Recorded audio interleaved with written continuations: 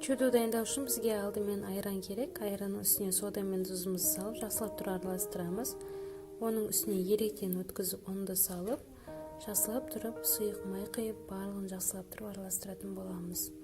Мындай кылып камыр ээлейбиз. Бетин 20 мүнөткө жаап коебуз.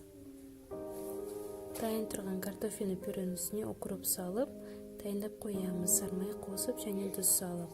Камыр демалып болгон соң 4 бөлүккө бөлүп, дөңгелетип коебуз. Камырды колубуз менен шамалаганы жайып, ортасына картофельный пюремизди салып, салма иретинде жакшылап туруп жаап коебуз. Жан-жагынан жыйнап. Жыйнаган салмамыз бар картопты ушундай кылып шепе уксап дөңгелетип, эки жагын бирдей майсыз табакка пиширип алабыз. Сары май менен осулай туруп арсын жагып туруубуз кажет. Биздин чөйдө картоп дайын. Барлыктарыңызга ас болсун.